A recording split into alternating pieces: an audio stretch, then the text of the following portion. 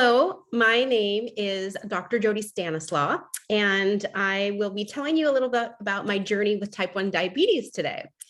I have had it myself since I was 7. I was diagnosed in 1980, and I actually had such a good time the week I was diagnosed. I know this is a very rare story, but I was at Seattle Children's Hospital in Washington State in the US. And they treated me so well, and the doctors were so lovely that is the week that I decided that I wanted to be a doctor, and which is what I am today.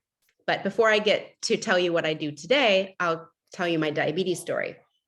So I was 7 and I had all the classic signs. I was super thirsty. I was wetting my bed every night, crying because I wanted more water, and my mouth was dry and my eyes were dry, and I was losing weight. So I was a very sick little kid. And I don't know if this went on for maybe just a week or two.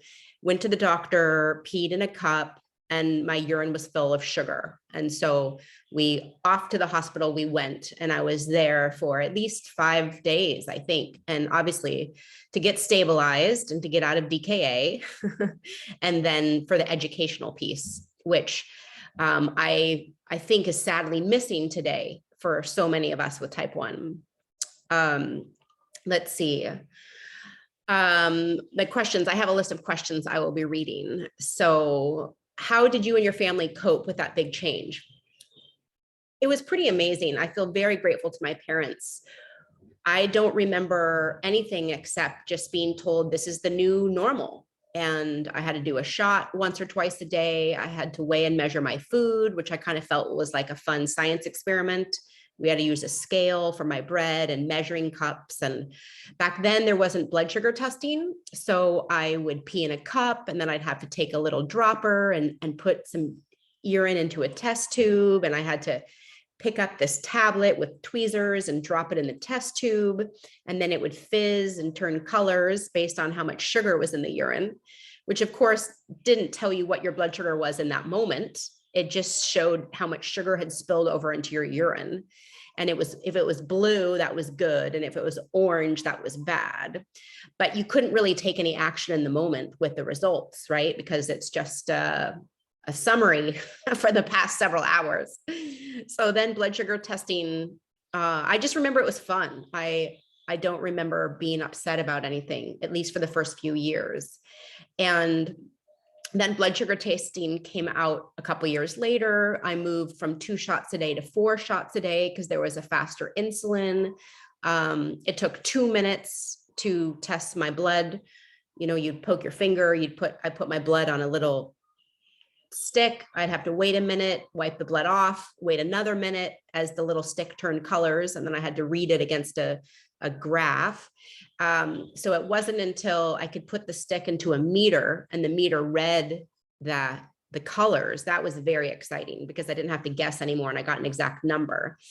But certainly I've seen blood sugar testing improve for the 40 years I've had type 1 dramatically. I do use a Dexcom now. I love it. And I prefer to use the receiver. So I don't like to have my phone with me all the time. So I have my numbers on my receiver. And, but my family coped pretty well. I just was a very, very confident kid to figure it out. However, the biggest challenge was I started rebelling against how strict I had to be with food. And I started sneaking food and binging on food. And I developed a pretty intense eating disorder for many, many years, and ended up in a 2-month rehab center because I feel like I had just completely lost my ability to be at peace around food. There was always so much right and wrong. You can have this, you can't have that. You can eat this now, you can't eat this now, you have to eat it later. I wasn't taught how to listen to my body. I was only taught how to listen to what I was told I could eat and at what time. And then of course there was a lot of emotional use. I used food when I was angry and when I was sad and when I was lonely, but then I'd feel guilty. And so it took me a long time, many, many years to find the peace with food that I have now, which still has room. You know, I eat really healthy. I'll get to that in a little bit of what I eat, but that's been the hardest journey for me. Just finding peace with food. I've always been pretty much on top of my diabetes. I've never had a rebellious stage where I thought I'm not going to deal with this anymore. I guess a little bit of good and a little bit of bad is I've always been like that person that wanted to excel at everything I do. So that drove my diabetes as well. You know, the food disorder, the eating disorder was definitely a challenge because that didn't fit in with my let's be good at everything plans for myself. But I was so rebellious when it came to food. I just felt like it took a long time to heal that rebellion and to find a place of peace with food. Okay. The question next is, what did diabetes treatment and understanding at that time look like? Well, I explained there was no exchange. There was no, the food, you had to eat this much food at this time. You had to weigh and measure it. And it was an exchange diet. So I got 2 exchanges of carbohydrates at dinner, 1 exchange of protein, 1 exchange of fat. All the macros, carbs, fat, protein, they were all counted. They were all measured. And I had the same amount I was supposed to have at breakfast, lunch, and dinner at the same time every day, because the insulin wasn't as flexible back then. The fastest insulin still took 2 or 3 hours to peak, and it stayed in the system for 8 hours. And the long acting would have a big peak. So you had to eat at certain times based on what the insulin was doing. So I think it's fabulous now that we have nice flat long actings or a basal rate on a pump, that if it's set right, you could not eat all day, right? Because you only eat if you have too much insulin in your system. So I personally am on shots. I was on a pump for many years. I actually worked for a pump company before I went to med school. So I'm very familiar with pumps. I just happen to get really great care on shots. So I do 2 shots of Levemir a day, and then Novolog for my meals. And so if I don't dose for a meal, I don't have to eat, right? And that is a freedom that I didn't have as a kid, which is wonderful. So the treatment back then was very regimented and not very flexible. You know, 2 minutes for blood sugar testing, which wasn't so accurate, insulin that didn't work fast, food schedules that were very strict and didn't allow flexibility. So it's dramatically better today. So after I got out of med school, I decided that I wanted to help type 1s. And so now I've been working virtually with type 1s, helping type 1s all around the world for 10 years. So I was doing virtual even before the pandemic came out. And it's been amazing to interact with so many type 1s in countries around the world. I do private calls. I have group membership program. I go live for 30 minutes once a week, and we have a beautiful community discussion, or I teach something, or I answer questions. I have online courses. And so my whole business is just me talking to people like you on my computer. It's really lovely. The next question is, in your opinion, which is more important, hemoglobin A1C or time in range? Clearly time in range. So unfortunately, we only can get time in range data if you're on a continuous glucose monitor, right? Because it's looking at what your blood sugar level is 24 hours a day. And time in range is where we are the healthiest. The American Diabetes Association says time in range can be between 70 and 180, but I teach that a healthier time in range actually is closer to 70 to 120 or 70 to 140. Now, I certainly don't stay in that range 24 hours a day, every day, but my goal is to be in that range. So if I'm 150, 160, 170, or 180, I'm either taking a correction dose or going on a walk to get that number back down in range. Time in range, high blood sugar levels are what cause damage in type 1 diabetes. High blood sugar levels, not diabetes itself. So the more time in range, the less damage is being caused to our bodies. Hemoglobin A1C is just an average of what our blood sugar has been over the past 3 months, right? So you can have a good number if you've been high all the time and low all the time, right? Because then the average comes in the middle, and then you have this nice hemoglobin A1C. So it really misses, are we actually in range, right? Because the average, you don't know. Maybe you're in range all the time and then your A1C is good, but maybe your A1C is good because you're high half the time and low half the time. Okay.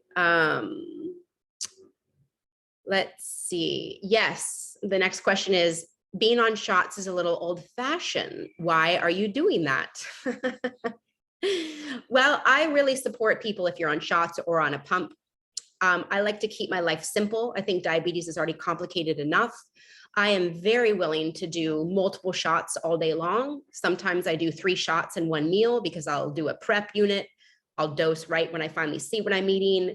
And then I might think I need a little bit more by the end of the meal. So I might give 3 for one meal. And I don't mind doing multiple shots. I don't use pen needles because I don't like to sit here and hold the pen in. And if I do it really quickly, I often will see insulin still on my skin because I didn't give it time enough to absorb. So I just pull insulin out of a pen with a syringe. And the reason why I don't get a vial is a vial has 1,000 units in it. And that would take me 3 months or more to go through that. And insulin can lose its potency after about 30 days. So this lasts me about a month. I go through about 300 units in a month. Well, no, the rapid I go through in about 2 weeks. And the half unit markings on the needle are really nice too. Some pens, the smallest amount you can give is 1 unit. And sometimes that's too much for me. And so this allows me to give a half unit or a little skinny half or a full half or something like that. So more flexibility. And I get great time in range with shots. So I don't feel the need to complicate my life with a pump. I do know that people love their pumps and they can help dramatically for many people. And if that's your results, then I'm all in support of pumps. There is a higher risk of diabetic ketoacidosis with a pump, because if any malfunction, bubbles in the tubing, cannula comes out, that rapid that's in your body is going to wear out within a few hours. And if you have 0 insulin in your body, you're at risk for diabetic ketoacidosis, which is potentially lethal. And sure enough, I did wear a pump once. The tubing got full of air and I didn't know. And I ended up in the ER with diabetic ketoacidosis. So when you're on shots, because I do a long acting shot twice a day, unless I somehow completely forget those 2 shots, I always have insulin in my system, and we always need to have insulin in our system to be healthy. So the other thing is there are pumps, of course, today that are closed loop. The pump communicates with the continuous glucose monitor, and then the pump actually can turn up if it sees you're going high, or turn down if it sees you're going low. And my patients love that feature. And that's a big plus. But again, when my numbers are so good, I don't feel that I need that. So I don't want to be attached to something. Frankly, I don't want it on my body. My CGM, I put on my back, so I never see it. And diabetes is my life. I have it. It's my career. And so I don't want another visual reminder of it as well. So, but some people, they love their pump and get great results. So I totally support either one. Okay. I practice low carb. What does my typical menu look like? So my food philosophy is the same for every human. And that is that we need to eat food that was here 100 years ago, food that nature grew, right? So all the vegetables, all the nuts, all the legumes, wild fish, healthy proteins, right? The more we eat food that man made, right? Chips and cereals and crackers and breads and cookies, and it's directly correlated to chronic illness. The more processed food we eat, the less healthy our body is going to be. So this is when I'm working, especially with a newly diagnosed family, I will say, don't make this new diet about the fact that you have diabetes and you have to eat this way. Use diabetes as a motivator to have a healthy diet, and that is food based from nature. Now, the only unique part of us with type 1 is that, of course, lower carb is going to make your life easier, right? My analogy is you can gamble with $100 and maybe have some fun and not hurt too bad. Or if you were going to gamble with $1 million, you have so much more risk to lose. So if you're going to eat a whole bunch of carbs, now you have to give yourself a big shot of insulin. So you have two potential problems. One, you have a risk of going super high because you ate so many carbs, but you also have a risk of going super low because you gave so much insulin. And I teach all the time that dosing at mealtime is not as simple as only counting carbs. Some carbs digest quickly, some digest slowly. Some meals are, slowed by protein, and sometimes fat can raise your blood sugar. Sometimes protein can raise your blood sugar.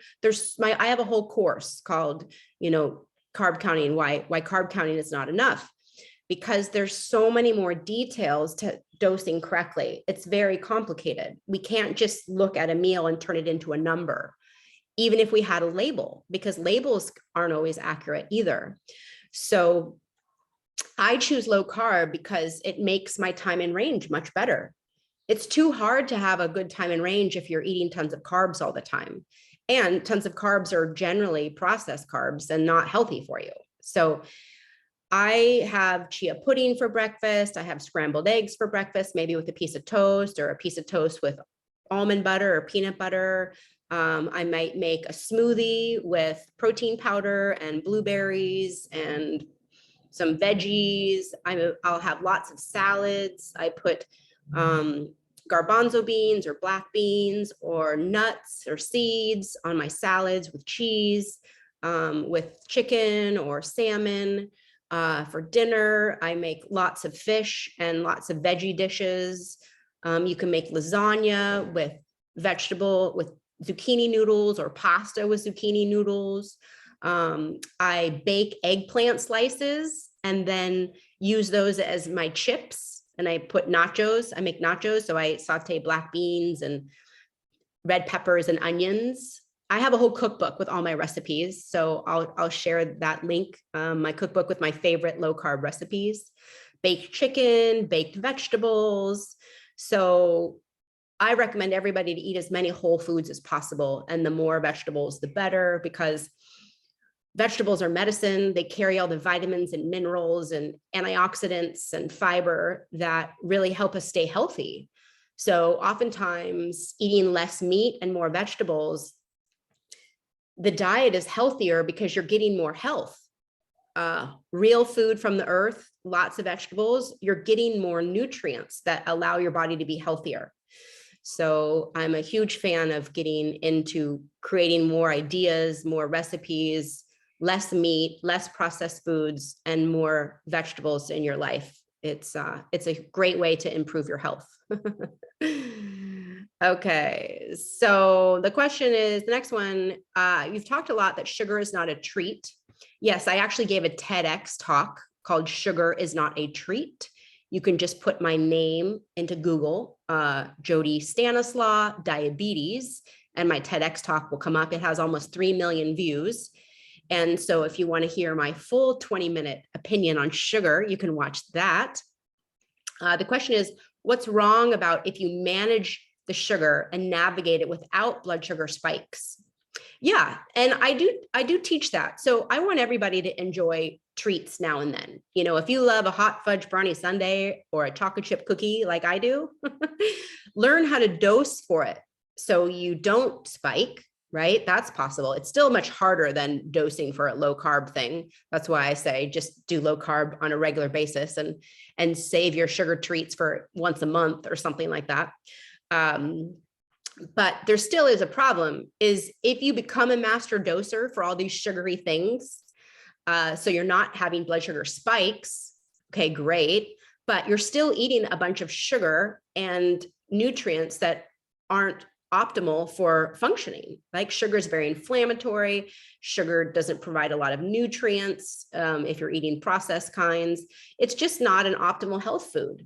You know, if you want to Google the top healthiest foods, sugar is not going to be there, right? Fruits and vegetables are going to be there. So it's the lack of quality of food in sugary things that is also a damage. I mean, sure, you can have hot fudge brownie sundaes and chocolate chip cookies and ice cream. And if you know how to dose and you stay flat, you're just minimizing one of the risks, but you're not minimizing the fact that you're just putting a lot of empty calories and source of inflammation in your body, right? Because eating isn't just about keeping your blood sugar normal, right? If that was the case, then the whole world would be healthy. But the reality is unhealthy diets are one of the leading causes of chronic illnesses today. And that is in non-diabetics, right? That's in people that don't have to deal with blood sugar issues. That's just the fact that so many of today's foods are so unhealthy. Okay. How would you describe diabetes burnout and what could be done about it? Well, diabetes burnout is a thing for sure. I think of type 1 as a full-time job. We have to kind of monitor it 24 hours a day. It doesn't turn off when we sleep. It doesn't turn off when we go on vacation. And so sometimes you just don't want to do your shot. Sometimes you just don't want to deal with your high. Sometimes you just don't want to eat a healthy meal. You want a carby meal, right? You just want to just be free from the constraints. And I completely understand that, as I have shared with my many years of rebellion. So how I recommend people to manage burnout is to get support. I have an amazing membership program. We go live for 30 minutes on Zoom once a week. Being connected to other people who understand your struggles, they're not removing your struggles, but just being reminded that we're not alone is a huge source of comfort. Number one. Number two is getting better education. So many people feel like they're failing and they're trying really hard, and they still feel like no matter how hard I try, I'm failing. And I know that that's because the majority of type 1s have never received the full textbook of education that you need to get successful blood sugars, right? If you've never been taught how to really test and adjust your basal rate in your pump or your long acting and know confidently how to adjust it and when to adjust it. If you've never been taught how to dose for a meal beyond carb counting, if you don't know how to dose for protein, for fat, if you don't know how to not go low with exercise or not go high with exercise, or how to change your insulin with exercise, or do you have to eat and how much do you have to eat? And, how do you stay flat through the night? All of these things are what every type 1 deserves to know. But when you're not given the education, and you're going to be given this much education, but you need this much education, you're going to feel like you're failing all the time. And so a lot of people say, well, why should I try? Because even when I try, I feel like I'm not getting good results. So the lack of education is a huge player in causing burnout. So that is my goal, is to provide, number one, the most thorough education you've ever received. And number two, a community, so you can feel loved and supported and be reminded you're not alone. So those are my two antidotes to diabetes burnout, which actually answers the next question, which is, what are the most important things in managing diabetes? I will say thorough education and a supportive community. Those are the two things. So my website, you can Google just Dr. Jody and the word diabetes, and you'll see my YouTube channel. You'll see my website. You'll see my TED Talk. I offer private appointments on Zoom, a 3-month program. I have online courses that are awesome. They hold the whole textbook of what I want everybody to know in all of my courses combined. And then I have a very affordable, very uplifting membership program where we go live on Zoom once a week, and all the recordings are always available. So even if you join today and you never make a live, you'll have a whole year's worth of recordings, and you'll get all the recordings going forward. And it's a great community, and we have a forum. You can communicate online with other members. So if you're feeling burnt out with your diabetes, I encourage you to go to my website and take part in either having a call with me or trying out one of my courses. or joining the membership program, which is called the Type 1 Diabetes Crew. And as I wrap up, my words of inspiration are that I am so impressed with you managing type 1 diabetes every day. It takes a very hardy soul to accept this and to manage it every day. It is a full-time job of assessing so many factors in your life, your stress levels, your activity levels, what you're eating, how much you're eating, are you sleeping? It is a lot of work. And I want you to know I am very proud of you for accepting this journey. You're clearly looking for help. Here you are, listening to this or reading this in whatever format you're finding my work today. And this is a group, this is a club none of us wanted to be part of, but here we are nonetheless. And just like with everything in life, there's so many curveballs. There's so many things that every single human faces that they don't want to have to face. And this is just another one. And this is a big one. This one doesn't go away. Like some of them go away, but we're not unique in the fact that we have to deal with something we don't want to deal with, because everybody has that in life. And I think when you fully accept that and you rise to the occasion and you say, this is the curveball that came my way, and I'm going to do the best I can, you become more resilient, you become more responsible, you might even become healthier than you would otherwise have been. That's certainly how I feel. You become more empathetic to other people's troubles, and you become a critical thinker because you always have to think through problems and figure out the solution to dosing or a high or a low. You have to be prepared. You have to have your supplies with you all the time. There's so many traits that diabetes teaches us to have. And I really honor you for accepting the challenge. So thank you for watching or listening or reading, however you're receiving my information. I hope to see you in my membership program. So thanks so much. And until next time, bye for now.